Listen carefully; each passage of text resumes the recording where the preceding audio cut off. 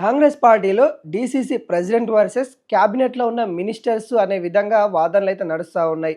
మంత్రులు డీసీసీ ప్రెసిడెంట్ల యొక్క మాటలు వినట్లేదు, వాళ్ళ యొక్క మాటలు లెక్క చేయట్లేదు అన్నట్టుగా ఇటు గాంధీ భవన్లో కంప్లైంట్లు అయితే మంత్రుల పైన ఇస్తున్న పరిస్థితి కనబడుతోంది. ముఖ్యంగా క్యాబినెట్లో ఉన్న 8 మంది మంత్రుల పైన ఇటు డీసీసీ ప్రెసిడెంట్లు అయితే కంప్లైంట్ చేస్తున్నారు అనే వాదనలు అయితే వినబడతా ఉన్నాయి. గత కొద్ది రోజుల నుండి కూడా ఇటు జిల్లాల వారీగా డీసీసీ పదవులకు సంబంధించి కూడా నియామకం అయిపోయిన తర్వాత కూడా వాళ్ళ తరగతి గదులు కూడా కొన్ని శిక్షణ క్లాసెస్ అయితే ఇచ్చారో, అప్పుడు రాహుల్ గాంధీ వచ్చిన సమయంలో కూడా జిల్లాకి అధ్యక్షులు ఎవరైతే ఉంటారో వాళ్ళే ముఖ్య పాత్ర ఉంటుంది. ఆ జిల్లా యొక్క అభివృద్ధి కావచ్చు, ఆ జిల్లాలో జరగాల్సిన సంక్షేమ కార్యక్రమాలు కావచ్చు, అక్కడ ప్రజలకు అందియాల్సిన మనమిస్తున్న సంక్షేమ పథకాలు ఏవైతే ఉన్నాయో వాటన్ని అంశాలపైన కూడా జిల్లా ప్రెసిడెంట్లే చూసుకోవాలి, అన్నీ తానే వాళ్ళే చూసుకోవాలి అన్నట్టుగా ఫుల్ పవర్ అయితే డీసీసీ ప్రెసిడెంట్లకైతే ఇవ్వడం అయితే జరిగింది. ఈ నేపథ్యంలో కొంతమంది కూడా రాహుల్ గాంధీతోని కొంతమంది వాళ్ళ యొక్క బాధలు కూడా చెప్పుకున్నట్టు కూడా కనబడతా ఉంది. మా బాధలు కూడా మంత్రులు అసలు పట్టించుకోవట్లేదు, మేము ఏం చెప్పినా కానీ మంత్రులు వినట్లేదు, మంత్రులు మమ్మల్ని అసలు పట్టించుకోవట్లేదు అన్నట్టుగా కొంతమంది డీసీసీ అధ్యక్షులు కూడా ఇటు రాహుల్ గాంధీకి కంప్లైంట్ చేసినట్టు కూడా కనబడతా ఉంది. కొంతమంది ఇటు గాంధీ భవన్లో కూడా కంప్లైంట్ ఇచ్చారు అనే వాదనలు కూడా బలంగా వినబడతా ఉంది. ముఖ్యంగా నల్గొండ సంబంధించి కూడా అక్కడ వాదనలు అయితే వినబడతా ఉంది. కోమటిరెడ్డి వెంకటరెడ్డి పైన కూడా తను అసలు పట్టించుకోవట్లేదు అన్నట్టుగా అక్కడ సమీపంలో ఉన్న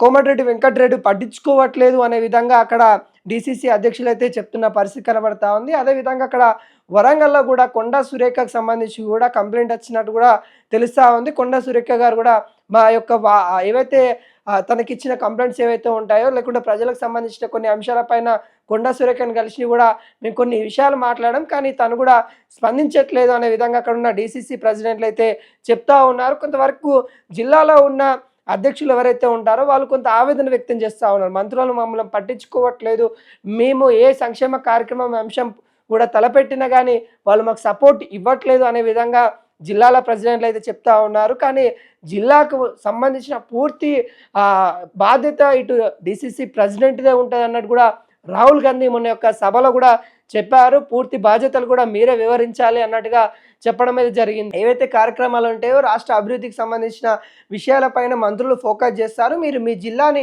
ఫోకస్ చేయండి, మీ జిల్లాని కొంత అభివృద్ధి దిశగా తీసుకొని రండి, ఆటోమేటిక్గా మీ జిల్లాలతో పాటు రాష్ట్రం కూడా అభివృద్ధికి అయిపోతుంది అన్నట్టుగా జిల్లాల యొక్క ప్రెసిడెంట్లకైతే కీలక బాధ్యతలు అయితే ఇవ్వడం అయితే జరిగింది. అయితే బాధ్యతలను వివరిస్తూ ఉన్న ఎవరైతే అధ్యక్షులు ఎవరైతే ఉంటారో వాళ్ళు కొంత ఆవేదన వ్యక్తం చేస్తూ ఉన్నారు. ముఖ్యంగా చాలామంది కూడా మా యొక్క వాదనలు వినట్లేదు, మా మంత్రులు ఎవరైతే ఉంటారో మమ్మల్ని అక్కడికి వచ్చినప్పుడు కూడా మేము కలుద్దామన్నా కూడా మాకు అవకాశం లేకుండా పోతా ఉంది, మాతోని వాళ్ళు ఉండట్లేదు అనే విధంగా ఇటు డీసీసీ అధ్యక్షులు అయితే చెప్తా ఉన్న నేపథ్యం అయితే కనబడతా ఉంది. అన్ని అంశాలపైన కూడా కాంగ్రెస్ అధిష్టానం ఫోకస్ చేస్తుంది అనే వాదనలు అయితే వినబడతా ఉన్నాయి.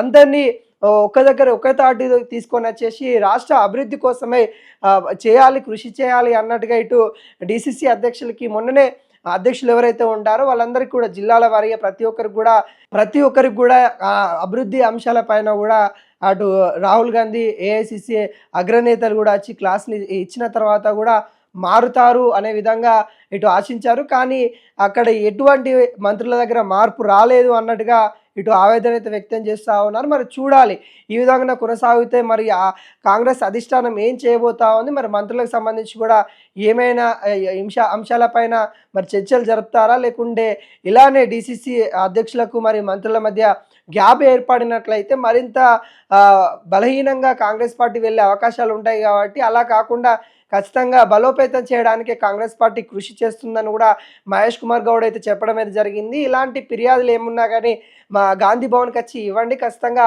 మంత్రులతోని మాట్లాడతాము, ఖచ్చితంగా అందరం ఒకటే చేయాల్సిందే అన్నట్టుగా ఇటు మహేష్ కుమార్ గౌడ్ కూడా సానుకూలంగా స్పందించినట్టు కూడా కనబడతా ఉంది. అయితే ఎవరు ఆ 8 మంది మంత్రులు అనేది కూడా తెలియాల్సిన పరిస్థితి అయితే కనబడతా ఉంది. దాదాపుగా ఉన్న క్యాబినెట్లో 8 మంది మంత్రుల పైన అక్కడ ఉన్న జిల్లా అధ్యక్షులు అయితే కంప్లైంట్ ఇచ్చారు అనే వాదనలు అయితే బలంగా వినబడతా ఉన్నాయి. వాటన్నిటిపైన కూడా కాంగ్రెస్ అధిష్టానం ఫోకస్ చేస్తూ ఉంది. ఏ మంత్రి దగ్గర ఏ లోపం ఉంది, ఏ మంత్రి ఏ కార్యక్రమాలు చేయట్లేదు, ఏ మంత్రి ఏ జిల్లా అధ్యక్షులతోని ఇబ్బందికరంగా బిహేవ్ చేస్తూ ఉన్నారు, ఏ మంత్రి అసలు పట్టించుకోవట్లేదు, అక్కడ అభివృద్ధి కార్యక్రమాలు ఏ మంత్రి పట్టించుకోవట్లేదు, వాటన్నిటిపైన కూడా నివేదిక ఖచ్చితంగా తీసుకుంటాం అన్నట్టు కూడా ఆ అగ్రనేతలు కూడా చెప్తా ఉన్న నేపథ్యం కనబడుతుంది. అయితే ఎప్పటికప్పటికి కూడా అగ్రనేతలు ఎక్కడున్న మన క్యాబినెట్ మినిస్టర్లు ఏ విధంగా పనిచేస్తా ఉన్నారు, వాళ్ళ యొక్క పనితీరు ఏ విధంగా ఉంది, అటు వాళ్ళ అభివృద్ధి ఏ విధంగా ఉంది, వాళ్ళు ఇస్తా అన్న హామీలు ఎంతవరకు నెరవేరుస్తా ఉన్నారు అన్నట్టుగా ఎప్పటికప్పటికి నివేదిక తీసుకుంటున్నప్పటికి కూడా జిల్లాల వారీగా కొంత ఇబ్బందులైతే ఎదుర్కొంటా ఉన్న